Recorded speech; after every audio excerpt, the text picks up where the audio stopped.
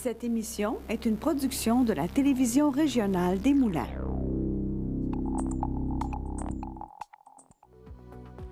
Avec la collaboration de la Chambre de commerce et d'industrie Les Moulins. Le CFP des Moulins, fier partenaire de Fibre E.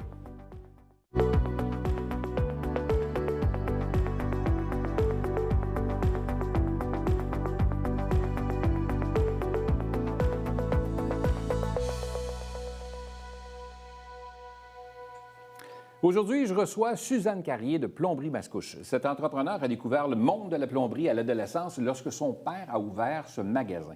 Depuis, elle chérissait l'idée de reprendre l'entreprise familiale. Elle la gère aujourd'hui avec sa sœur France et elle vient nous raconter son parcours d'entrepreneur. Madame Carrier, bienvenue à Fibre E. Merci. On se connaît, peut-être qu'on peut se tutoyer, ça va peut-être être plus facile. Oui. Alors, Suzanne, content que tu aies accepté l'invitation.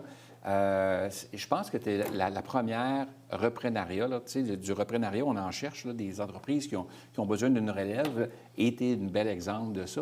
Qu'est-ce qui fait que Suzanne a décidé un jour de dire, on le disait dans l'adolescence, là, tu te voyais très bien reprendre cette entreprise-là. Ça a-tu toujours été ton souhait ou tu avais tracé un peu différent à un moment donné puis tu as décidé de vouloir faire d'autres choses? Ça a toujours été mon souhait. En arrière-pensée, parce que j'ai fait beaucoup autre chose. J'ai, entre autres, fait le parcours, je suis comptable de formation. J'ai travaillé en cabinet comptable, mais ça a toujours été, pour moi, aller me chercher des outils supplémentaires pour pouvoir reprendre l'entreprise familiale. C'était plus un tremplin pour moi qu'une carrière de faire de la comptabilité. Alors, j'ai repris l'entreprise familiale. C'est sûr qu'à un moment donné, je n'étais pas certaine que ça allait fonctionner. J'avais déjà 3 sœurs qui étaient là. Moi, j'avais ma carrière en comptabilité.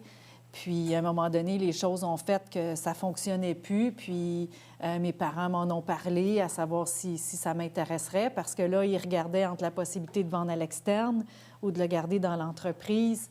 Alors, je leur ai demandé de me laisser ma chance de le reprendre. OK. C'est là que ça a parti. Et là, France, ta sœur fait partie de l'aventure avec toi. Là. Vous êtes 2 sur les 4 là, qui avons repris. Oui, OK. Oui. Puis on se complète super bien, moi et elle. Parce que ma sœur, elle a toujours été là depuis qu'elle a l'âge de 8 ans. Donc, elle, la plomberie, tous les fournisseurs, les produits, elle les connaît sur le bout de ses doigts. Elle connaît très, très bien le marché. L'inventaire et tout ça. Puis moi, je suis côté plus gestion, finance, RH. En fait, tu sais, moi, je le vois vraiment comme je suis l'encadrement pour faire fonctionner la business, en fait. Là.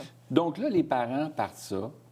Ton père, Alain, que je connais, donc, a décidé de partir ça tranquillement, tout petit. Ta mère s'est impliquée, faisait partie de la Chambre de commerce aussi, on la voyait régulièrement. Donc, très, très actif. Mais chacun se complétait aussi à leur façon dans cette entreprise-là. Et là, arrive que les 2 filles, 2 des 4 décident de reprendre l'entreprise au grand bonheur des parents, j'imagine, parce que quand tu crées une entreprise comme ça qui croît puis qui grandit, puis c'est une belle entreprise florissante, c'est le fun de voir qu'il y a une suite à tout ça, là, parce que beaucoup d'entreprises cherchent des repreneurs, puis il n'y en a pas nécessairement tout le temps. C'est pas toujours facile, là. Non, puis je dois avouer que c'était mitigé, ce bonheur-là, au départ, parce que c'était... Il y avait... Parce que, oui, d'un côté, je pense qu'il était déchiré, parce que d'un côté, je pense qu'il était heureux de voir que ça restait dans la famille, mais d'un autre côté, ils veulent aussi voir leurs enfants heureux. Puis, donc, il y a des défis dans l'entreprise, dans la gestion d'entreprise. Puis, ils se disaient comme... Je pense qu'eux, ils étaient rendus au point où ils voulaient faire autre chose, puis ils étaient fatigués. Donc, ils ne voulaient pas nous transférer des problèmes, si on veut. Ils voulaient qu'on soit heureuse aussi. Donc, ils étaient mitigés entre... Tu sais, ça devenait quand même gros. Ils se disaient, ils ont-tu l'expérience? Ils vont-ils être capables de faire ça? Ils ont l'inquiétude de parents de dire... Est-ce qu'ils vont être capables? Est-ce que ça va être trop dur pour elles? Puis, en même temps, de garder ça dans la famille, je pense qu'il y avait beaucoup... c'était déchirant pour eux. Ça fait combien de temps là, que vous avez repris? 5 ans. 5 ans déjà. Ça va vite, là. Oui. 5 ans plus tard, est-ce que, de ton côté, comme entrepreneur aujourd'hui, là, tu regrettes ou tu ferais autre chose ou tu le ferais différemment? Non, Il y a des choses que tu ferais différemment? Honnêtement, ça a tellement été encore mieux que ce que je pensais. Je pense qu'il faut oser, parce qu'honnêtement, oui, c'est ça, je dirais que ça a été encore mieux que je pensais. Tu sais, comment je peux dire ça? Les imprévus font partie du quotidien. Tu sais, je pense pas que... faut pas penser que c'est le fun, que c'est tout le temps un feu roulant, là. Je pense que l'incertitude fait partie du quotidien. Puis moi, en fait, c'est ça que j'aime. C'est pour ça que je voulais aller en entreprise, parce que c'est ça qui me passionne, moi, l'incertitude, puis d'avoir des défis à relever, puis la créativité, parce que ça nous amène à être très créatifs pour surmonter tous les petits défis qui nous arrivent à tous les jours. Puis moi, c'est vraiment ça. Je te disais avant d'arriver ici, moi, je me sors de ma zone de confort parce que pour moi, c'est l'apprentissage et tout ça. Puis ma sœur et moi, bien, c'est ça, il est arrivé la COVID. C'est sûr qu'au début, on fait comme, OK, qu'est-ce qui va se passer, comme tout le monde? Puis finalement, bien, ça nous a donné du vent dans les voiles, ce défi-là. Puis... Fait que vous réalisez, chacune d'entre vous, dans des sphères différentes, dans le sens que vous vous êtes confié, dans le fond, des responsabilités différentes, ce qui fait que vous avez inévitablement, à un moment donné, besoin de vous retrouver tous les deux et prendre des décisions pour le bien de l'entreprise. Et ça se passe comment à ce moment-là, quand tu as deux sœurs qui s'assoient ensemble, qui parlent du bien de l'entreprise, puis qui n'ont pas nécessairement la même vision, ou du moins disent, bien, j'irai à gauche. Non, je pense qu'on devrait aller à droite. Ça arrive-tu, ça? C'est-tu... C'est drôle parce qu'on arrive d'un lunch, ma sœur et moi, puis ce qu'on se disait, c'est que souvent, on s'entend sur la finalité, on discute sur le comment. Souvent, on est d'accord sur une décision, de dire, OK, on veut le faire ou on ne veut pas le faire, mais comment on fait du control damage ou comment on le gère. Donc, on est très différentes, moi et elle. Fait que je pense que, tu sais, on est toutes les deux l'angle mort de chacune. Le safe space, de pouvoir se dire tout ce qui nous passe par la tête, aussi nos inquiétudes et tout ça, c'est super important. Mais je pense que ce qui est important, moi, ce qui m'a fait plonger dans l'entreprise familiale, c'est un livre sur l'entrepreneuriat sur les Molson. Du hockey à la bière ou de la bière au hockey, je ne me souviens pas, là. Mais où Eric Molson avait le désir de mentionner la vérité sur ce qui s'est passé dans la famille, dans le sens qu'il n'a pas tenté de mettre ça beau. Puis moi, quand j'ai lu ça, je me suis dit, OK, ça ne sera pas facile, puis c'est correct que ça ne soit pas facile. Donc, en plongeant dans l'idée où il va y avoir des défis, ça m'a aidé à passer au travers. Puis aujourd'hui, je suis hyper contente de l'avoir fait. Si je m'étais arrêtée en disant « Ah ouais, il pourrait arriver telle chose je ne l'aurais pas fait, j'aurais passé à côté de quelque chose de vraiment beau. OK. Là, deux sœurs à bord d'entreprise, 5 ans plus tard, toujours heureux d'avoir fait ce move-là. Ça n'a pas été nécessairement toujours facile. C'est pas toujours un chemin, là, toujours juste un petit nuage, puis tout va bien, là. Il arrive des intempéries, dont la pandémie est venue bousculer un peu certains de vos plans. Malgré tout, ça s'est bien passé quand même. Vous avez réussi à traverser à travers ça.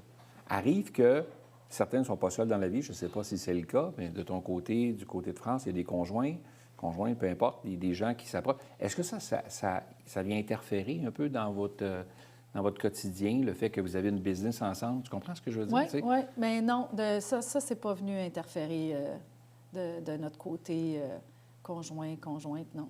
OK. N'a pas... L'entreprise avait 2-3 succursales un temps. Oui. On avait 2-3 magasins à différents endroits.